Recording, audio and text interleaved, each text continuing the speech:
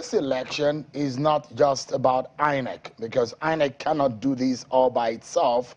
And don't forget that this election is not only the presidential election, it's the National Assembly election, which includes 109 seats in the Senate and 360 seats in the House of Representatives, plus 1 seat that has been justified for, which is the presidential seat.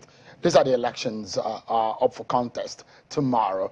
And on the 11th of March, it's also going to be governorship election, that's an executive election, and houses of assembly election, that is state houses of assembly election, which is a legislative election. So these are what we have on our hands. And when you are conducting these kind of elections, security is involved, the media is involved, the Nigerian people are involved, civil society organizations are involved, they are observing the process. But INEC cannot by itself conduct the exercise. INEC will use the help of ad hoc officials, and mostly there is a history of using those who are in the compulsory National Youth Service, which is conducted by the National Youth Service Corps, the NYSC. They deploy in large numbers, and they've helped in conducting elections in this country. So tonight, let's speak with the Director General of the NYSC, Brigadier General Y.D. Ahmed. He joins us live from Plateau State virtually. Thank you so much, DG, for joining us, and it's good to see you. Give us an understanding of just how ready, because I know the usual slogan or the charge for the corps member is something like, are you good to go? And they respond by saying, good to go, good to go, good to go. I remember my days at the NYSC camp. So can we say of the UCOM member that tomorrow they are good to go? Good evening, Mr. Seun. We are good to go, good to go, good to go again. What the corps members, our directors, duty directors, state coordinators, INEC scheduled officers, and local government inspectors in this exercise, we are good to go, including the Director General NYSC. It's good to hear that, because a lot of Nigerians out there, they are anticipating, and usually the first port of call or the immediate person that they relate with are the NYSC, the corps member. And they've had their own fair share of issues, against those who perhaps are not well informed about the process. What kind of training do you understand that INEC has given them? How long has this training gone for? And how many of them have been trained by INEC? Well, the INEC have given training to the corps members participating in the election. In the first place, the number you are talking about, I think more than 200,000 youth corps members have been trained. And the kind of training given to them is on the manipulation on how to handle the biomodal voters accreditation system, the beavers equipment. The training have been given to them also on the issue of the kind of disposition, how they are expected to behave, the do's and the don'ts expected of them in their place of schedule of assignment was also given to them. And I think the corps members have received the training in their respective states, including their state coordinators, the INEC schedule officers were also there, and also the local government inspectors were also there. And not only that, we just dispatched some corps members from the camp. For those that were in the camp at the time the training was given, they were given their own training in-camp training by the INEC officials. And I think the training is sufficient, and they are ready for the exercise. We are all ready for the exercise. That sounds very heartwarming that the readiness is there. Is it possible, though, that, DG, that there are people who have finished their compulsory term of service with the NYSC, but you still find them that are useful for the role that they might be playing at the election tomorrow? Do we have any of such category of people within the NYSC?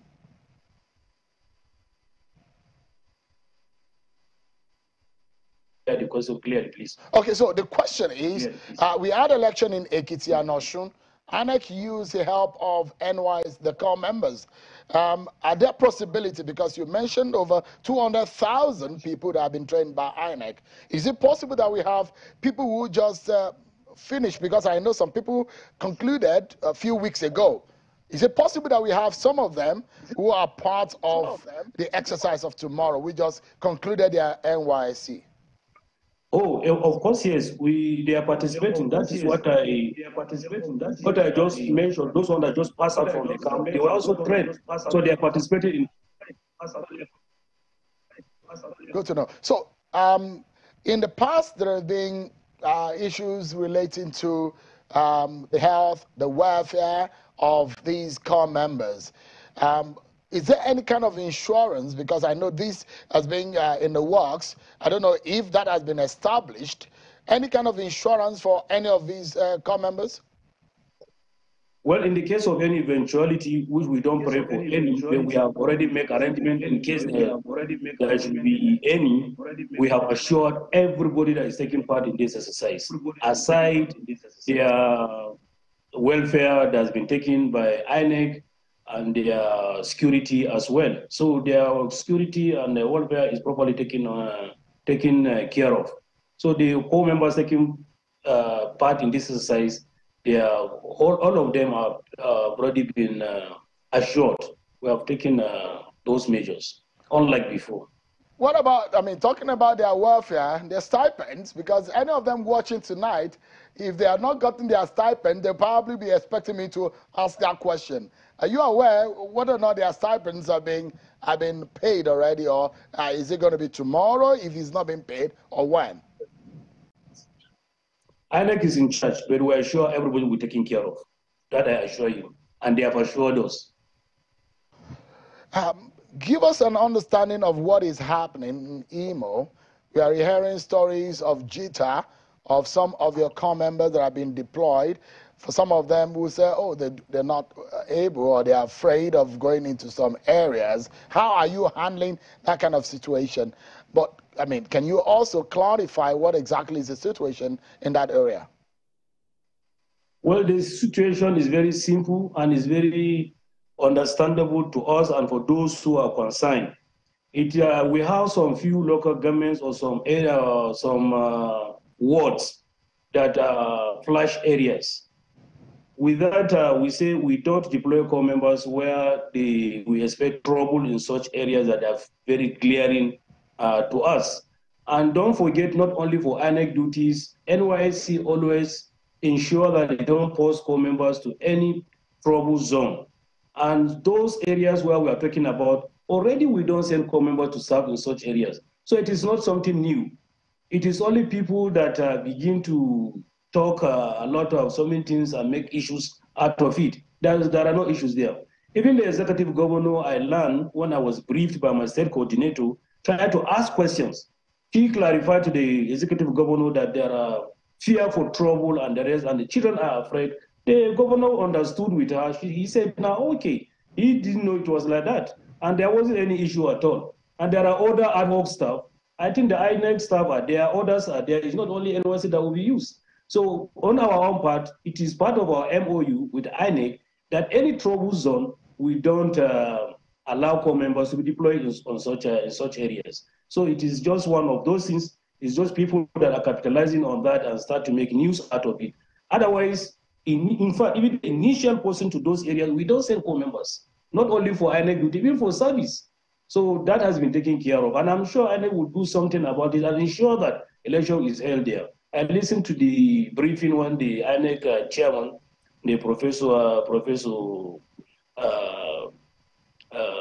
Yakubu, was talking. He clarified those issues, and even the IG has also talked about that issue. So there is no cause for alarm in such areas. So the core members are not taking part in any area that is flash area that we anticipate trouble.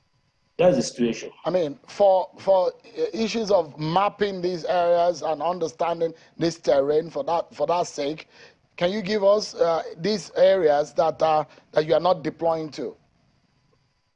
Well, if you listen to that briefing by by ANEC, he mentioned the areas.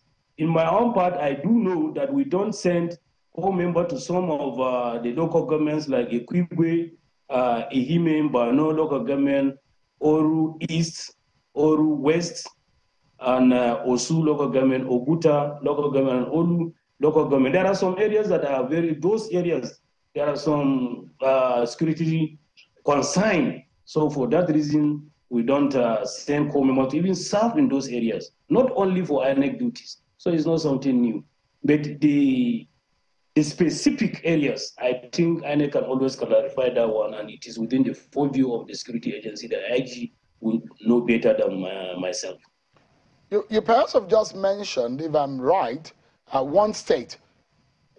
Are there other areas in the country where for now you're not deploying, you see them as hotbeds and you don't deploy to?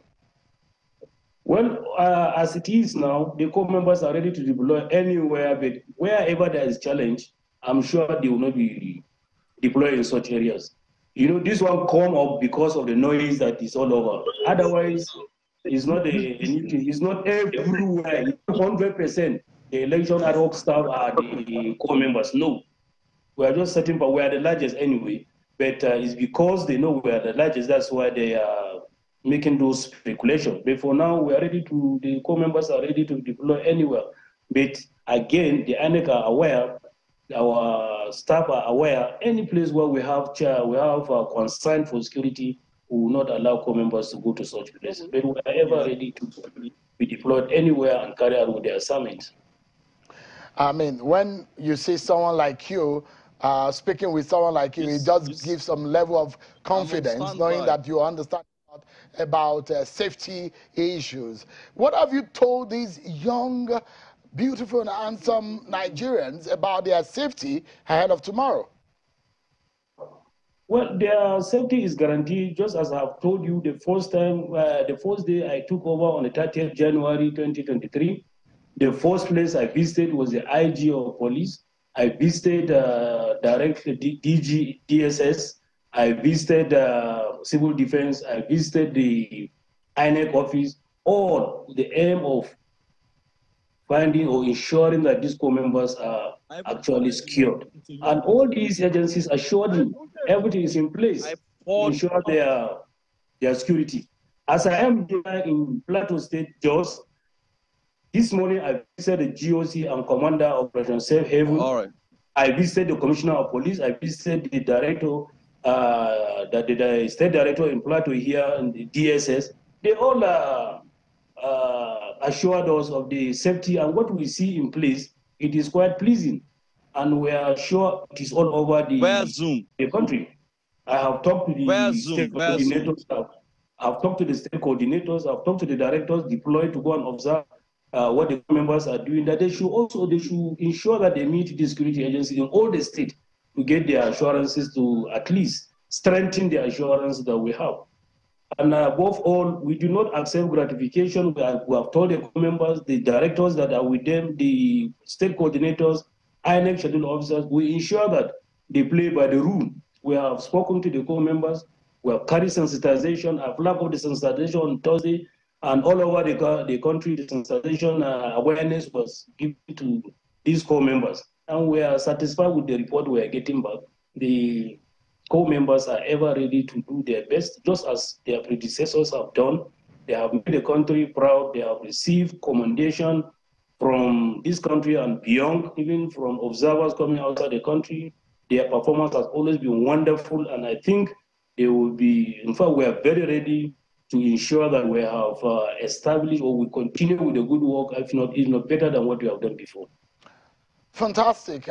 Sounds like a good way to prepare for this. But were they made to swear an oath of in their line of duty, considering the sacredness of the conduct of the election or the exercise in which they are engaged in? Of course, yes. The day they reported in the camp, all of them swore to us that they will give their best.